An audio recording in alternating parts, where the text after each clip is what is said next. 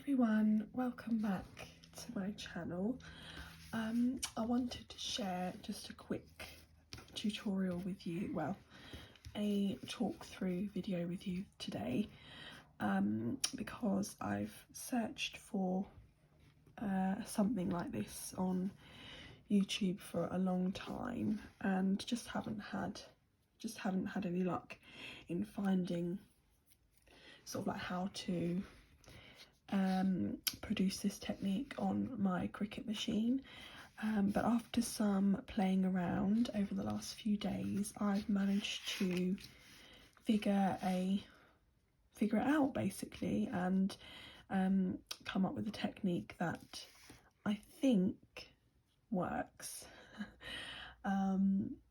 So I wanted to put it out there because I think it's a really lovely technique, and I see a lot of crafters online using this technique with their manual die machines, but like I say, I haven't seen it. I haven't seen a tutorial for it for the Cricut machine, and like I say, I've been doing lots of research and I just haven't managed to find one, so decided to do a bit of trial and error myself, and I've come up with this sort of technique. So I'm going to talk you through how I've achieved it, and it is making a faux stitch effect. Obviously I've tried these purely in lines today.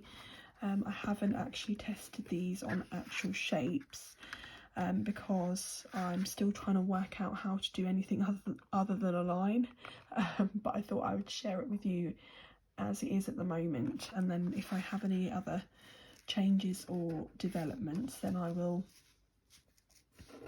let you know. Somewhere in this video I'm going to add some clips of the process on Design Space to give you a better idea of how to set things up, but I just want to show you the results first of all. So I really love this faux stitch effect. I think when I've seen it online on people's embellishments and all sorts, I've really loved it, and I've really wanted to be able to do it on Cricut. I don't have a manual machine, and because obviously using your Cricut is an investment and it's quite an expensive machine, I don't really want to go out and buy a whole new machine just to do this effect. So I decided to see if I could do a workaround. So I've done two different methods. One with my scoring stylus, and this one's obviously a little bit bigger. The lines are a bit bigger, and then also one with the blade, the fine point blade. By the way, I am on a Cricut Explore Air 2. So I'm assuming that the same principle will apply if you're using the Joy, and also obviously if you've got the Maker. You might have your own way of doing this, but for those of you who are using the Explore series, this technique should work for you. So yes, so I've got the scoring stylus here, and actually I do like the technique that the scoring stylus gives. I just wish I'd have done the lines smaller and closer together like they are on when I use the blade. So yeah, I kind of like them both, but for different reasons. So I think I'm still going to have to do some playing around with the stylus, just to see if I can get that a bit smaller. But I love the overall effect of the blade stitch. This is quite a thick cardstock that I've used to practice on, and the stitches have almost gone all the way through. So on Design Space I set this up as I think heavyweight craft or craft cardstock, but I also I think I set it to the pressure to be less, but because the paper was set up as cardstock, it has pretty much gone all the way through anyway. Not quite, but yeah, I don't mind about that. I think it still looks really effective. And then what I also did was I tested it out on a journal card. I really love this journal card, so I just wanted to see how it would look on one of these. Like I say, I've only managed to figure out how to do lines, so I couldn't get that curve in, and also I've set it up incorrectly on my mat slightly, so it does look a bit higgledy-piggledy, but you get the idea. And so this was set up with the same technique in Design Space, but I set the material as light patterned paper, and again pressure was set up as less, and it's not gone through all the way. You'll notice the top rows are a lot smaller than the side rows. This is because when I was setting up on Design Space, I just duplicated this line and added to the top and just shrunk down the size, and that's obviously made the lines smaller.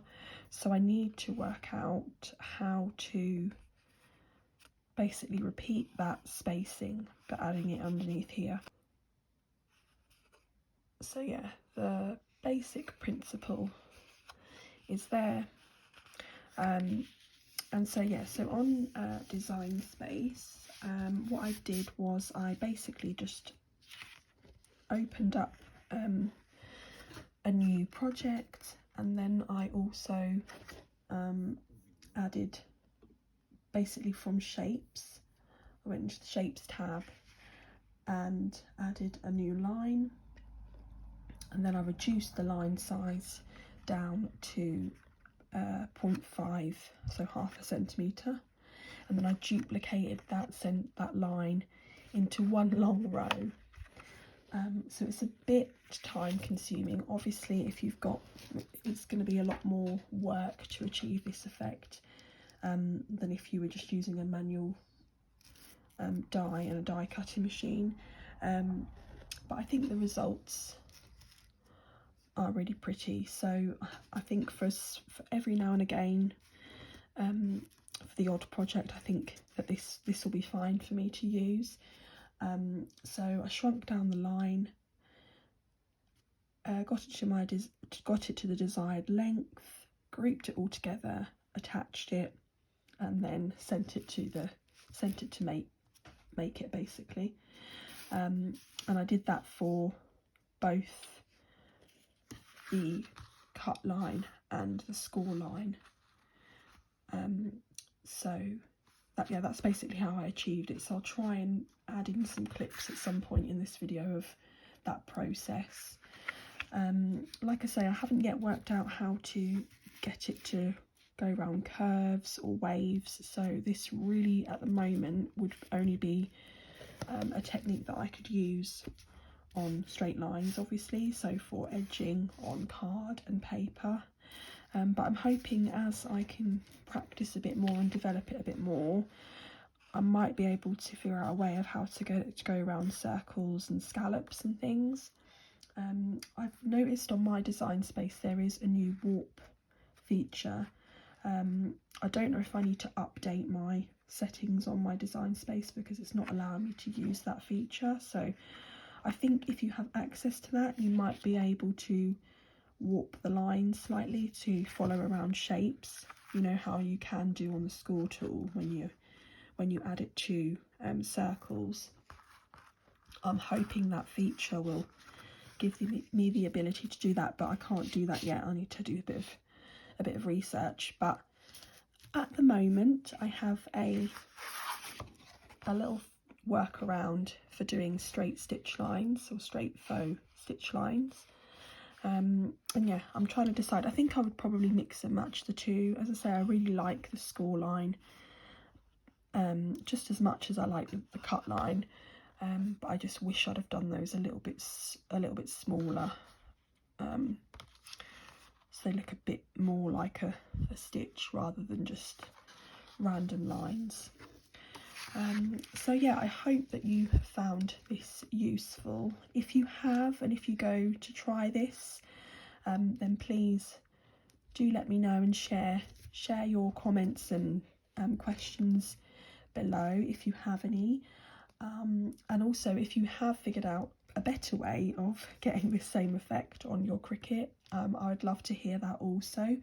I'm still fairly new to Cricut, so I'm looking for advice, basically, hints and tips on how to use things. But as I go, being a beginner, I'd like to share what I've learned, just in case there's any newbies here as well that might need extra help. And yeah, I hope to come back to you soon with an update on how this is going and if I figured out any other tricks with it. But for now, if it's useful for you, I would really appreciate it if you like this video. If you are new and you haven't subscribed, please do subscribe. I have quite a small channel, but I've been crafting for, gosh, 10-12 years just as a hobby. But I'm looking to produce more content for you all over the coming weeks. And yeah, I'm also feeling quite brave and hoping to do a YouTube live as well at some point, just so we can spend an hour or two together just crafting and relaxing. So if you would like me to do a craft along live video at some point, then please leave that in the comments below. And yeah, I hope you found this useful, and I will see you in my next video. Bye.